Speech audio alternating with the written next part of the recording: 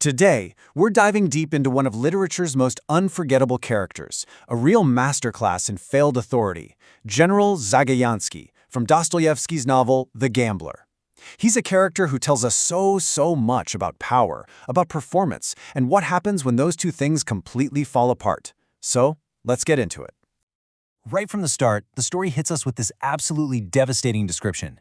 It's not just that he's grand, it's that his grandeur is hollow. You know, like an empty shell, a big performance with absolutely nothing backstage. This one phrase, it's the key to his entire character. So let's just make sure we're all on the same page with what hollow grandeur really means.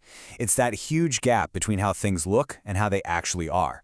It's the big shot title without any real authority, the expensive suit that was bought on credit, that booming voice that's just trying to cover up some deep insecurity.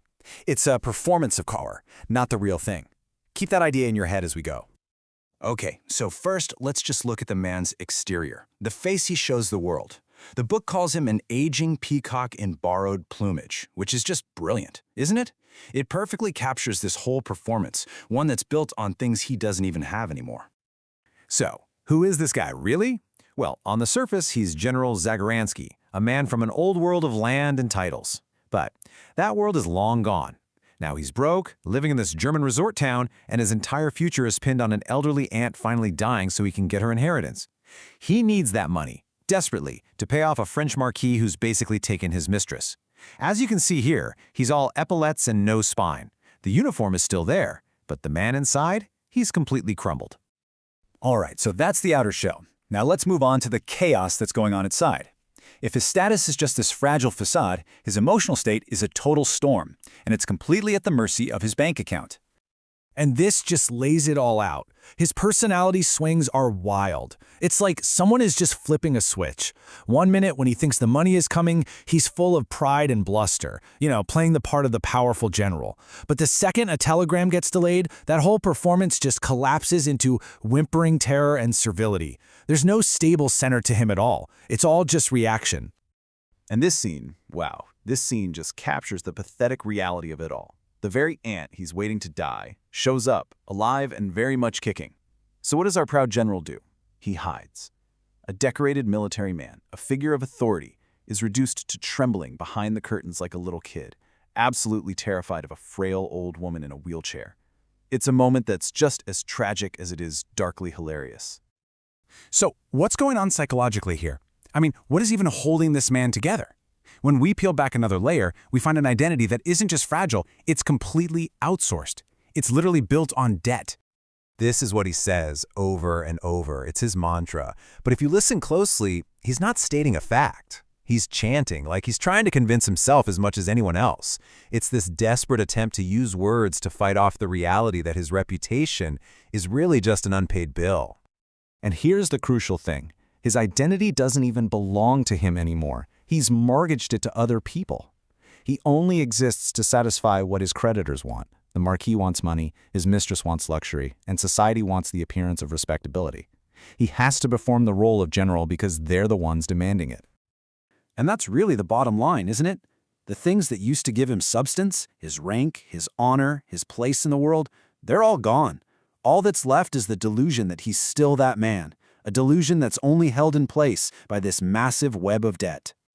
Now, let's zoom out, because Dostoevsky isn't just dissecting one pathetic man here. The general represents something so much bigger, an entire social class that's facing extinction. I mean, what a powerful metaphor. The general represents the old Russian aristocracy, right? A class built on land and serfs. But that whole feudal world is dead. And here he is, its corpse, dressed up in a glittering uniform, trying to pretend he still belongs at the grand ball of modern Europe. He just doesn't realize the music has stopped and pretty much everyone else has gone home. And this right here gets to the absolute heart of his tragedy. The general is still operating on this old world belief that his name and his title grant him eternal credit. But he's living in a new capitalist world that has, as the source material puts it, quietly switched to cash. His title means absolutely nothing if he can't pay his bills. So, when he finally does collapse, after his aunt gambles away the inheritance he was never going to get anyway, it isn't just a personal failure. No, it's Dostoevsky delivering a historical verdict. The old way is over, and its end isn't some grand tragedy, it's a ridiculous, pathetic farce. Okay, so why should we care about some 19th century Russian general? Well, because his brand of hollow grandeur is absolutely timeless. In fact, you could argue it's more relevant today than ever before. Just look around you. The general is everywhere. He's the boss who acts all-powerful at work but is secretly drowning in debt. He's the family patriarch who demands respect while living on loans. He's the politician thundering on about values from a fancy suite paid for by special interests. The uniform has changed, for sure, but the hollowness, that remains. And this is the ultimate takeaway. This is why the general is so important to understand. He is the terrifying, unforgettable reminder that the performance of power and the substance of dignity are two very, very different things. And a person can have one without even a trace of the other. So, I'll leave you with this question. Look past the titles, the uniforms, the confident speeches. Look for that gap between the performance and the reality. Where do you see hollow grandeur today?